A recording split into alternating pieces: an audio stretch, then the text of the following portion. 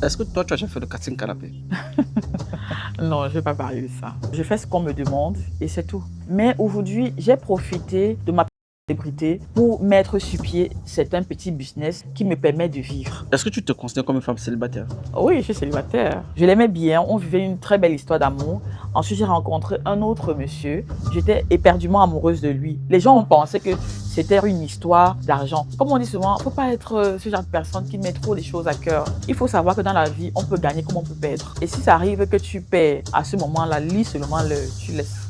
Tu as seulement la maîtrise. Est-ce qu'on peut savoir le projet? Non. Est-ce que tu as déjà eu à embrasser un partenaire et que tu as eu des sensations au-delà de... Non. Donc, quand tu embrasses, c'est le personnage. C'est le personnage qui embrasse.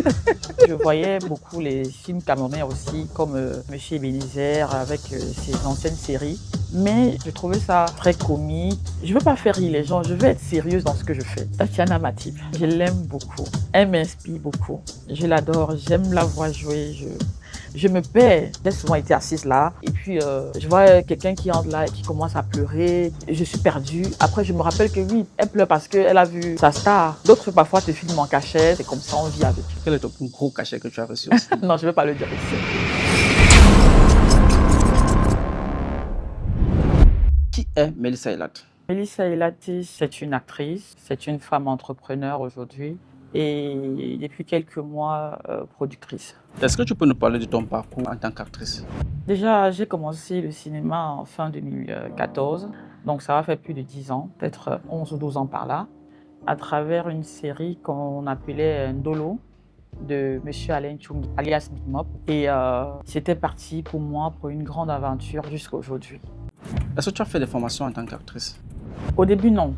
Vraiment, non. J'avais jamais fait de formation, j'avais jamais été devant une caméra. Mais bon, c'est quelque chose qui me passionnait, qui était comme un hobby pour moi parce qu'au départ, mon rêve avait toujours été d'être une très grande avocate internationale. Mais bon, la passion a pris le dessus. Étant petit, je voyais des films nigérians, beaucoup, à cette époque, oui. Je m'y intéressais. Après ça, je voyais beaucoup les films camerounais aussi, comme Monsieur Ebenezer avec ses anciennes séries. C'était bien. Mais je ne sais pas comment je vais dire ça, je trouvais ça très comique et tout. Mais je me disais non, je veux faire les films, mais je ne veux pas faire rire les gens, je veux être sérieuse dans ce que je fais. Je ne pouvais pas expliquer ça à cette époque-là. Et un jour, dans ma chambre d'étudiante, en 2014, j'ai vu sur une chaîne de télévision Big Mob qui faisait appel à casting.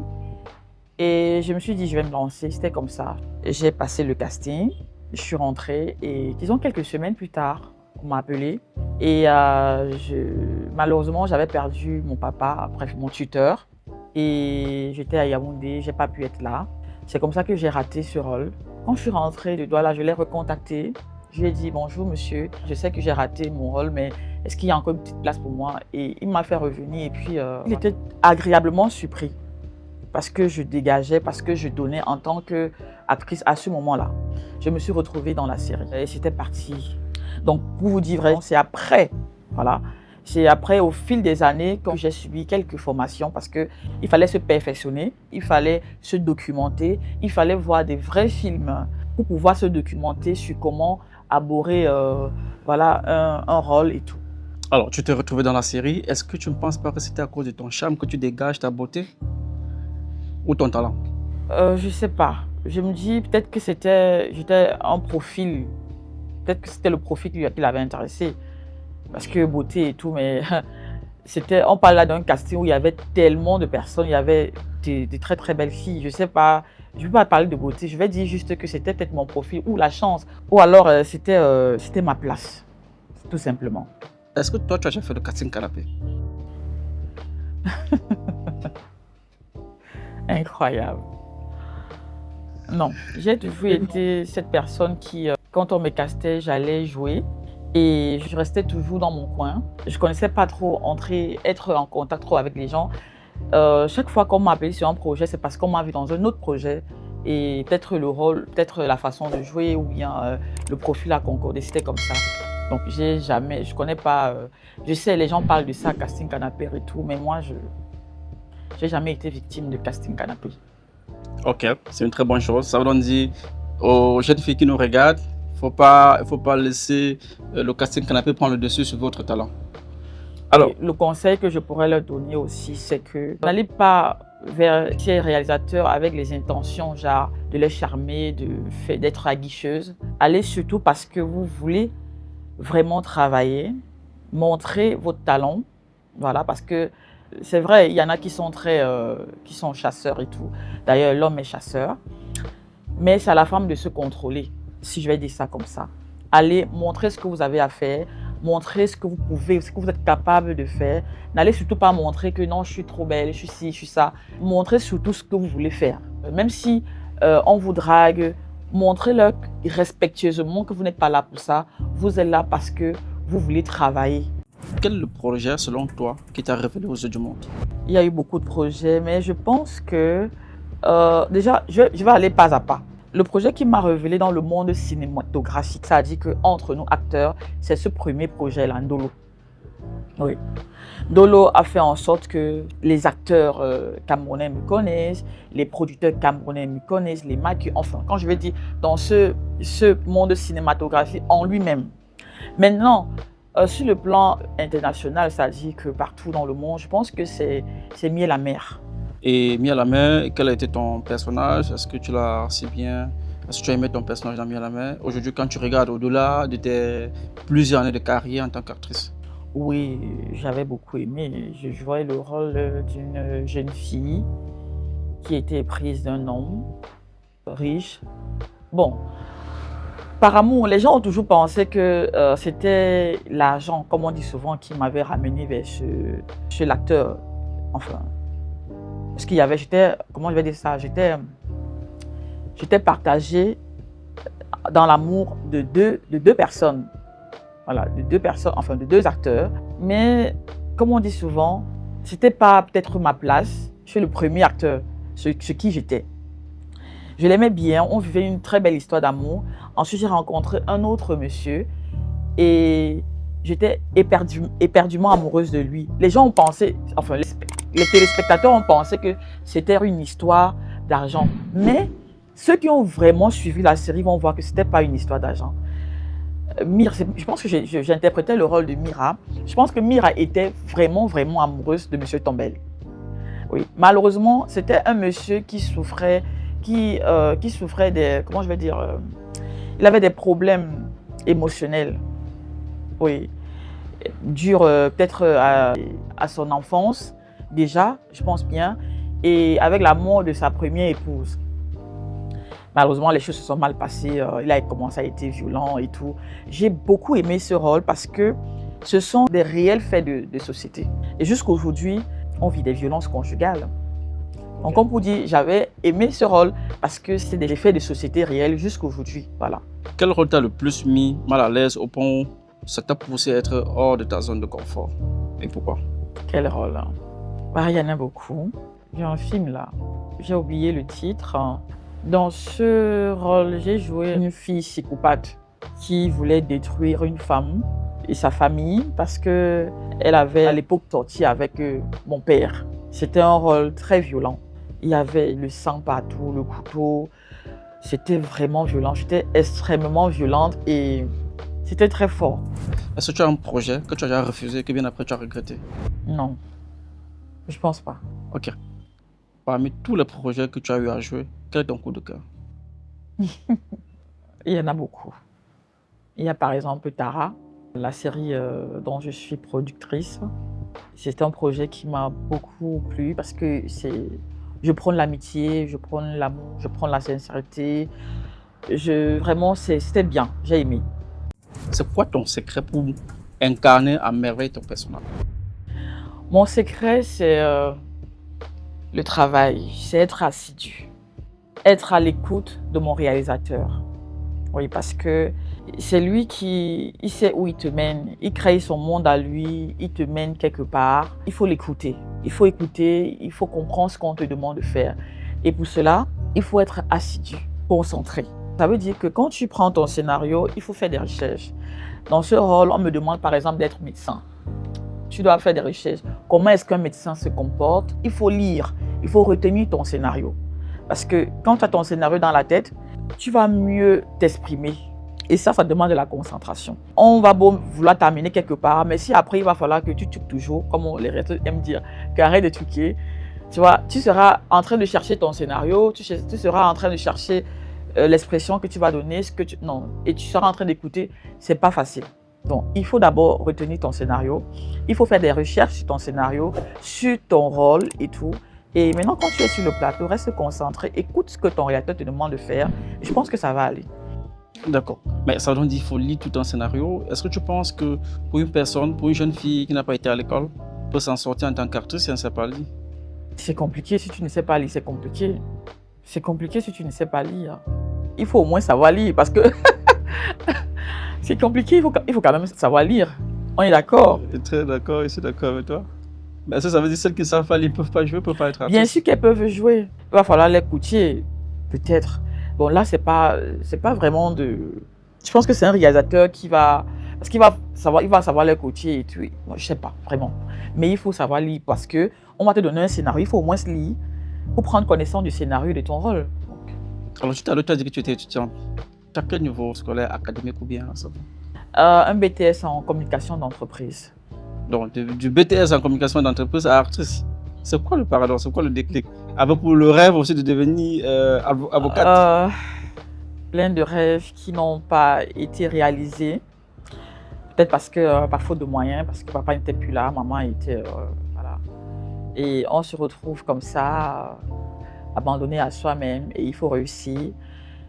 Il faut réaliser ses rêves. Et voilà. Et puis la vie te mène. Et puis voilà, tu arrives où ça te laisse, quoi. Mais je ne regrette rien. J'aime beaucoup la version de femme que je suis aujourd'hui. Quelle est la version de femme que tu es aujourd'hui? Je suis mère, je suis actrice, commerçante, vendeuse. Donc voilà, j'ai beaucoup de casse-tête. Et je ne m'ennuie pas. Donc tu manges 10 fois par jour alors? Non, je ne dirais pas ça. Parce que, comment je vais dire, aujourd'hui, on va se dire, on est des jongleurs. Je suis encore en train de travailler pour réussir ma vie. Oui.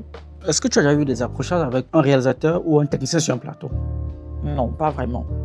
Parce que je suis quelqu'un qui... Je ne discute pas face à mon réalisateur. Avec les gens avec qui j'ai travaillé, ils peuvent témoigner. Je fais ce qu'on me demande et c'est tout.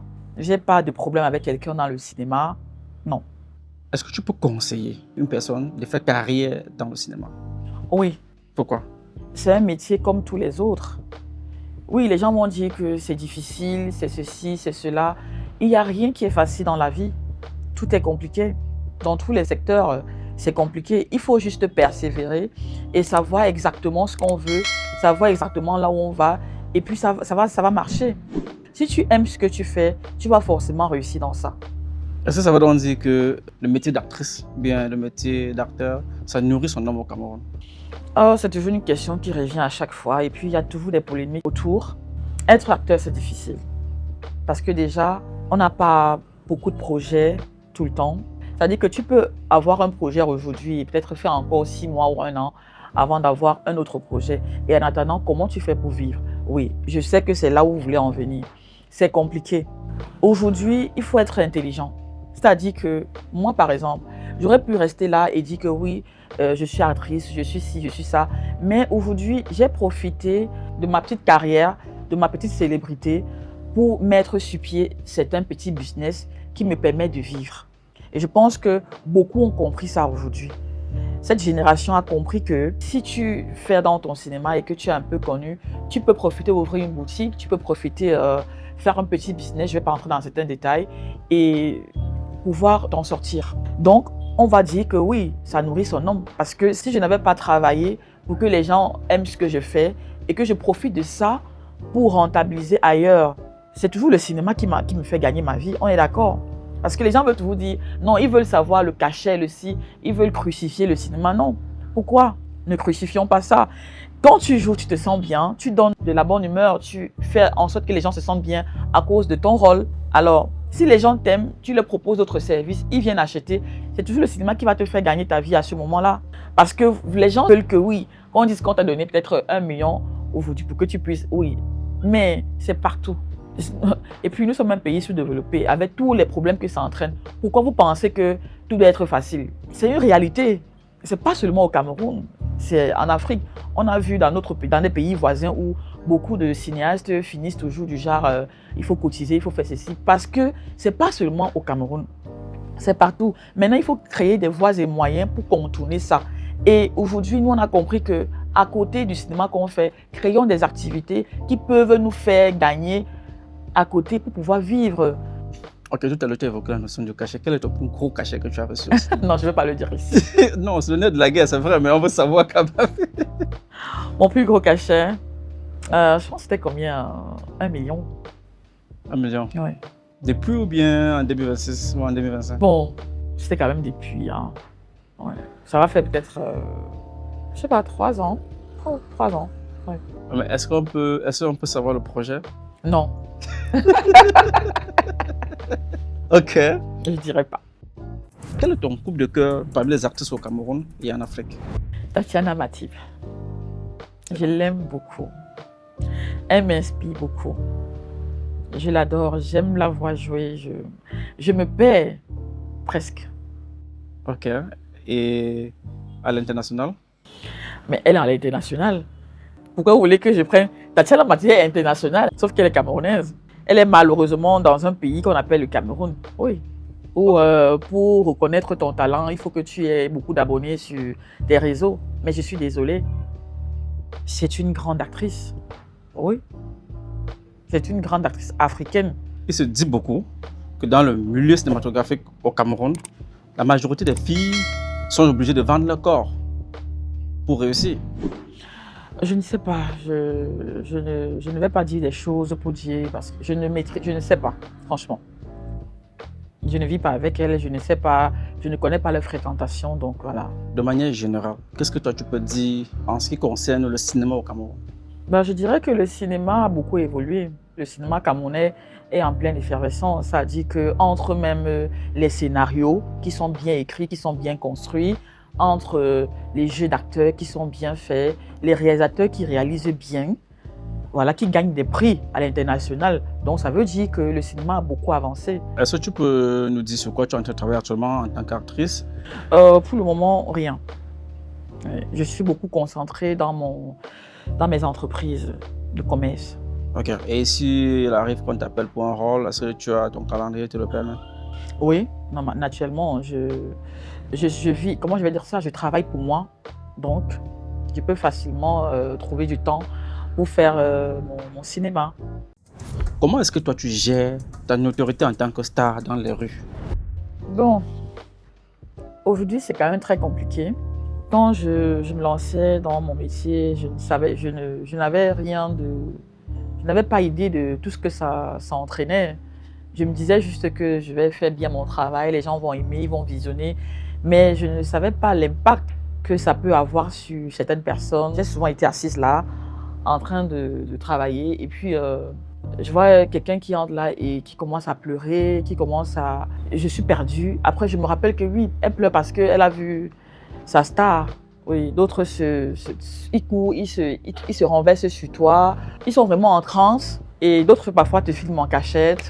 Voilà, donc c'est compliqué, mais bon, c'est comme ça, on vit avec. Ah, je comprends donc pourquoi les stars, même pour sortir, pour aller à la boutique, s'assurent toujours d'être au top parce on peut te filmer en cachette. Oui, mais moi, je m'en fous de tout ça. Je vis comme une personne normale. Je n'ai pas envie de me prendre la tête. Déjà, il faut que je sois toujours très prête. Je suis un être humain.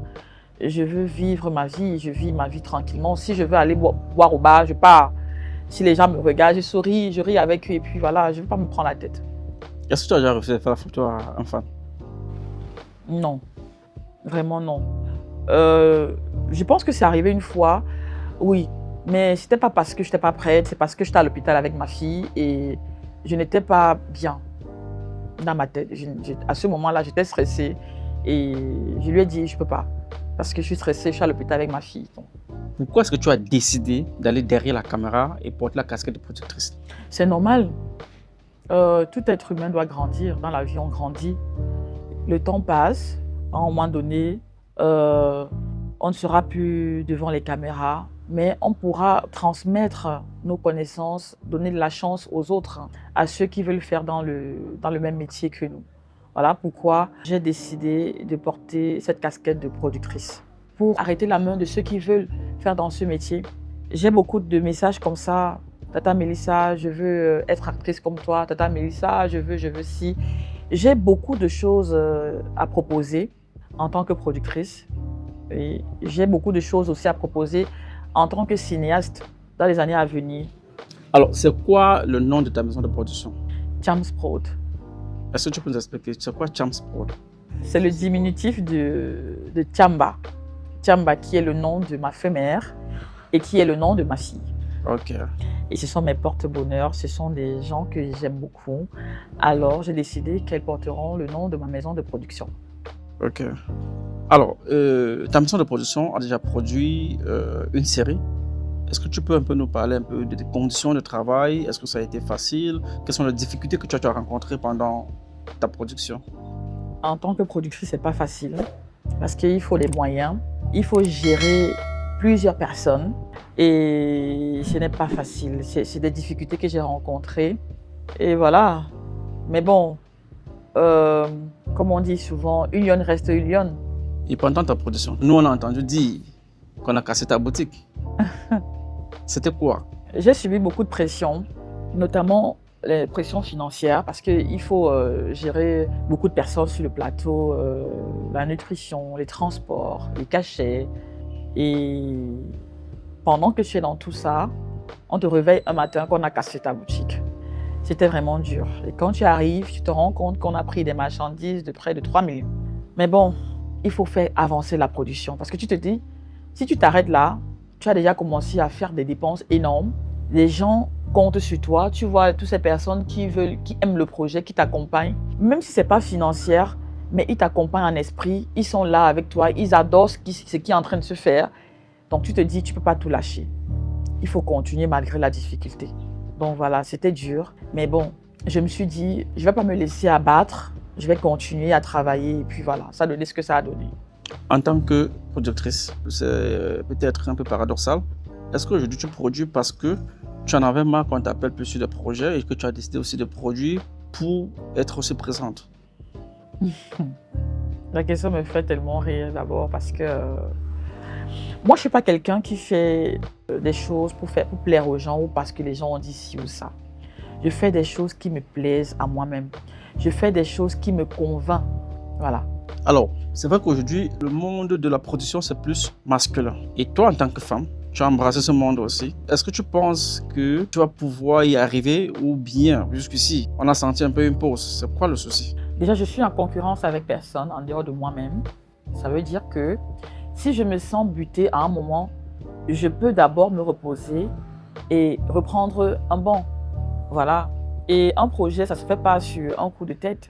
Ça prend du temps. Déjà, ça va dépendre de la qualité de ce que je veux servir à mes fans, à ceux qui m'aiment. Donc, j'ai le droit de m'arrêter, de souffler. Si à un moment donné, je sens que je ne peux pas faire une production tout de suite. Est-ce que tu envisages de faire des coproductions avec d'autres maisons de production, que ce soit des maisons de production camerounaises, des maisons de production étrangères? Oui, pourquoi pas. Ça me tente. Mais pour le moment, je n'en ai pas encore sur la main, mais je pourrais le faire. Pourquoi est-ce que les femmes réussissent dans le milieu cinématographique que les hommes? Il faut être intelligent, c'est ce que je vais dire. Il faut bien profiter de sa notoriété pour fructifier. Oui. Et vous savez que la femme est très intelligente. On ne va pas se mentir. Vous ne pouvez pas comparer la vie d'une femme à celle d'un homme. Déjà, même Dieu a tranché. La vie de l'homme est difficile. Ça, c'est clair. C'est comme mes enfants à la maison. Moi, je dis souvent, vous les garçons, vous devez travailler très dur parce que la vie de l'homme est compliquée. Vous allez voir une maman, elle va tout te dire, toi la femme, tu peux même sortir là, un homme te voit, il t'aime et il décide de faire de toi sa reine, il te donne tout. Alors que l'homme doit travailler dur parce que c'est lui qui va prendre soin de sa famille, c'est-à-dire sa femme et ses enfants. Alors, c'est quoi votre couple de cœur parmi les acteurs masculins? Axel Abessolo, c'est la perfection. C'est un très très grand acteur. D'ailleurs, j'ai eu à jouer auprès de lui et c'était vraiment c'était très intense. Il y a Patrick Oyono aussi. Il y a Evin Gate, qui a été un de mes partenaires de scène que j'aime beaucoup. Voilà. Ils sont nombreux en tout cas. Est-ce que parmi tes partenaires de scène, il y a quand même des rôles où on embrasse? Est-ce que tu as déjà eu à embrasser un partenaire et que tu as eu des sensations au-delà du jeu? Donc, quand tu embrasses, c'est le personnage. C'est le personnage qui embrasse. Incroyable, vous avez des questions. Hein. Alors, est-ce que avec ta princesse, elle a déjà vu une scène où on embrasse maman? Oui, mais c'est un enfant. Je ne suis pas sûre qu'elle peut véritablement interpréter cette scène-là. Elle n'a que 4 ans. Et comment tu vas arriver à lui expliquer ça plus tard? Elle va comprendre. Elle est très intelligente et je pense qu'elle va comprendre que maman est actrice. Et voilà, dans son métier, on peut faire ci, on peut faire ça. Et moi aussi, si elle m'interpelle, je vais le lui dire. Je vais l'expliquer. Je vais lui dire que chérie, c'est rien. Maman est actrice et ça peut arriver que je sois parfois violente dans mes rôles. Parfois, je peux être amoureuse et elle va comprendre. Ok. Quand j'ai annoncé qu'on va te faire une interview, beaucoup de personnes se disent que tu coûtes tellement cher et qu'ils ont parfois peur de venir vers toi. C'est quoi tes conditions de travail? Bah, ils me contactent. Ils me contactent et on va parler eBay. Pour ceux qui me connaissent et pour ceux qui ont déjà eu à travailler avec moi, ils savent que je suis quelqu'un de très compréhensif. Ils savent que je suis quelqu'un de flexible. Je suis tranquille, je suis cool. Tu te vois où d'ici 10 ans? Loin quand même. Hein. Loin. Mais je vais beaucoup plus m'orienter dans l'encadrement des jeunes, si on va dire comme ça. Je ressens ce besoin-là parce qu'au quotidien, comme je vous ai dit, je reçois tellement de messages, des jeunes qui veulent se faire encadrer, des jeunes qui veulent faire partie du métier et ça m'interpelle vraiment. Donc je me dis, je dois faire quelque chose. C'est une responsabilité. D'accord. Est-ce que tu peux dire un mot sur ta bestie actuelle qu'on voit sur les réseaux sociaux? C'est une femme battante. C'est une femme qui a beaucoup à donner. C'est compliqué parce qu'on n'a pas des accompagnements. On se bat seul avec des fonds personnels. Mais je pense qu'on va y arriver. On t'a vu jouer aussi dans ces productions aussi. Oui. Est-ce qu'elle paye ou c'est la relation entre bestie et bestie? Bien sûr qu'elle paye. C'est une relation, oui, entre amis. Mais quand on veut faire le boulot, c'est vraiment le boulot. C'est vrai qu'il y a on se comprend. Voilà, on va pas s'entretuer quand même. Oui, mais voilà. Il y a quand même le strict minimum. Oui. Alors, c'est quoi Secret Skin? Secret Skin, si on veut un peu dire mot à mot, le secret du corps. J'ai toujours rêvé aussi d'être une femme entreprenante, une femme qui fait des affaires, une femme qui sait travailler pour gagner de l'argent. Oui, parce que c'était aussi ancré dans moi, parce que ma maman était une commerçante. Donc j'ai grandi dans le commerce. C'est le commerce qui nous a nourris, qui nous a fait grandir. Aujourd'hui, je m'y plais tellement. J'adore vendre. Ok, mais tu pouvais vendre autre chose, tu pouvais vendre du manioc, tu as préféré. C'est quoi le truc? C'est quoi? Pourquoi avoir choisi? Parce que j'aime prendre soin des gens. Même le manioc, pourquoi pas? Qu'est-ce qui vous fait croire que je ne suis pas dans l'agriculture, par exemple? Peut-être c'est parce que je n'en parle pas. Ouais. Donc, c'est juste que ce secteur-ci est révélé au grand public. J'aime vendre, je vends tout. Ah, tu vends tout? Oui. Je vends les produits cosmétiques, je vends les habits, je vends les mets, j'aime vendre, j'aime tout vendre. Bientôt, je vais même vendre les détergents, tout ça. Ouais, mais est-ce qu'on comprend, moi, quand tu vas dire tu vends tout, Oui. certaines personnes vont comprendre ça autrement. Hein? Comment ça? Non, vous aussi. Je parie qu'ils vont voir ce commentaire. Je suis dans le cadre du commerce. Voilà. Ça veut dire que j'aime vendre. Ça veut dire que, même là maintenant, si tu me mets là, tu dis que voilà le tapioca, voilà ceci, voilà, je vais vendre ça. C'est pour dire que c'est pas comme si c'est un choix. Donc j'aurais pu vendre par exemple des produits électroménagers. J'aurais pu vendre des produits alimentaires. Ça me dérangerait pas. Je me sens bien dans la vente. Maman, par exemple, vendait des produits agroalimentaires. On vendait des spaghettis, on vendait du manioc, des bananes, du piment, on vendait les tomates, on vendait les oignons, on vendait du citron, on vendait même les avocats, on vendait vraiment presque tout. Donc, on peut vous dire que je suis à l'aise, ça ne me dérangerait pas parce que j'aime le commerce. Alors, depuis que tu es devenu chef d'entreprise, quelles sont tes difficultés? C'est souvent dû parce qu'on fait face aux gens, par exemple, des impôts. On fait face à des difficultés du genre, il y a des jours où on peut ne pas vendre et des jours où on peut vendre.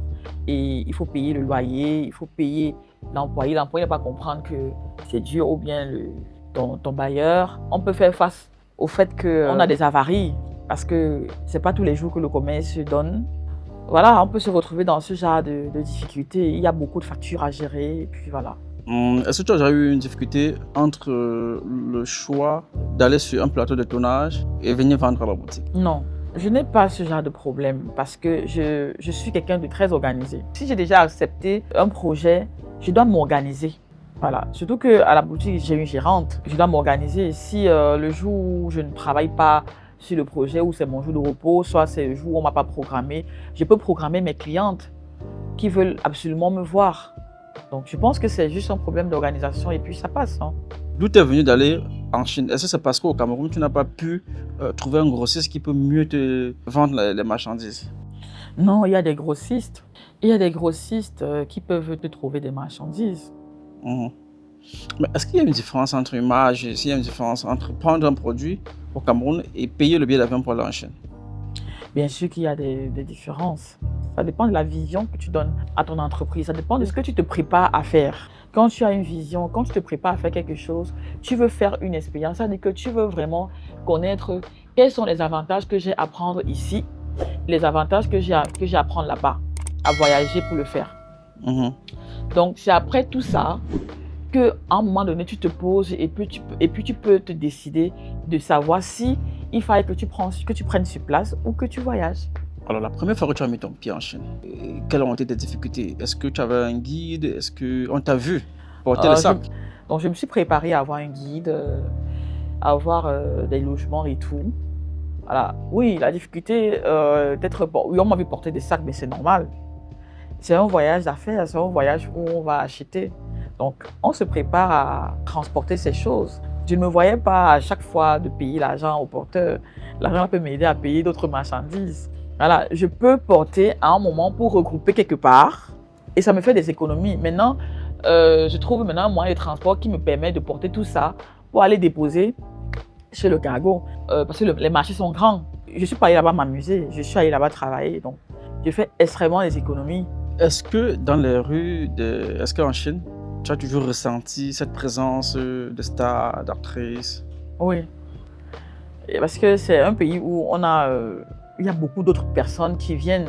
C'est vraiment un carrefour, vous voyez. Donc, d'autres vont te dire, ma star, comment tu vas? Pendant que tu as ton sac sur la tête en train de partir. Et puis, je salue comme ça, je dis, je vais bien. Elle me dit, waouh, ton texte, c'est la vérité, je vais acheter tes produits. Je dis, merci. Et puis, on papote et puis je pars. Et ça ne nous dérange pas parce que chacun est vraiment dans son truc. Hein. Même elle-même qui te dit que ma star, là, elle a retiré son sac. Hein. Elle aussi tire son sac, elle porte, elle part. Chacun est dans son truc. C'est le boulot. À ce moment, vraiment, je suis dans ma casquette de femme entrepreneur, commerçante. Donc, la Starmania, là, vraiment. Donc, en Chine, je ne suis pas star en Chine, je suis commerçante en Chine. Mais est-ce que tu as eu la difficulté à faire venir ta marchandise de la Chine pour le Cameroun? Non. Il y a des cargos pour ça. Il y a des cargos pour ça. D'accord. Tu prends juste un cargo qui est fiable. Ok. Alors maintenant, quand tu arrives, quelle est ta stratégie de vente de tes vêtements, des sacs à main, des mèches? Selon la demande que j'ai en boutique, et ma gérante aussi me fait des rapports. Madame, il y a telle personne qui est arrivée, elle avait telle corpulence, elle voulait ci, elle voulait ça, elle avait... Enfin, chaque fois, il y a des clients, les goûts, ils te disent ce qu'ils veulent, voilà. Et puis après, ça, tu essaies de comprendre les attentes de tes clientes, les goûts, de ce qu'elles veulent. Et puis après, quand tu es là, tu cherches ça et tu ramènes. Mais et c'est quoi donc la plus-value qu'on a dans tes boutiques? C'est que mes prix sont abordables. Oui, mes prix sont extrêmement abordables. Il y a eu des gens qui m'ont dit « Ah, j'avais peur de venir dans ta boutique parce que je me disais que comme c'est les boutiques des stars, là, les choses seront très chères. » Non, non. Mais je suis agréablement surprise, madame, vraiment, les prix sont bien et tout, et tout. Je dis, ah, merci, n'ayez pas peur. Entrez, demandez. Ouais. Si aujourd'hui, on te demanderait de faire un choix entre le métier d'actrice, le commerce et ce cresking. Non, non, il n'y a pas de choix à faire. Tout ça va ensemble. Tu fais un coup de cœur. Hein? Non, non, non, il n'y a pas de choix à faire. Vraiment, vous savez ce que c'est que de travailler, de gagner l'argent comme ça rapidement, c'est bien. Le commerce, c'est ça, hein. On touche l'argent tous les jours et on essaie d'investir ailleurs, on essaye. Voilà. Au cinéma, comme je vous ai dit, c'est un peu compliqué parce que déjà, on ne tourne pas véritablement. C'est pas comme s'il y a les plateaux tous les jours, tu vas partir ici tourner, tu vas aller là-bas tourner, à boire. Non, c'est compliqué. Donc, aujourd'hui, c'est un mélange. Je peux pas faire un choix. Est-ce qu'aujourd'hui, tu as quelque chose que tu as envie de dire à tes fans qui ne connaissent pas de toi? De moi, Ouais. je pense qu'ils savent tout de moi. Ce que tu as eu à faire peut-être étant dans l'enfance ou bien ceci, et eux ils ne connaissent pas, que tu as envie de partager avec eux aujourd'hui. Non, je vais pas parler de ça. Ok. Bon, est-ce que tu peux te poser une question et répondre à la question? Est-ce que tu te sens bien actuellement? Est-ce que tu aimes la femme que tu es aujourd'hui? Oui, j'adore la femme que je suis aujourd'hui. Je suis épanouie, je suis travailleuse, je fais ce qui me plaît et je fais ce qui me fait avancer. Ouais. Je sais exactement ce que je veux. Aujourd'hui, est-ce que tu te considères comme une femme célibataire? Oui, je suis célibataire. Je suis célibataire, enfin, je suis pas mariée, donc je suis célibataire. Ok. Alors, on a aussi notre principe de l'émission où les techniciens aussi chacun te pose une question, s'ils en ont. Ok. Oui, maintenant c'est au tour des techniciens. Est-ce que toi tu as une question à poser? Vas-y. L'enfant à la maison, il se comporte comment sans le père? Bon,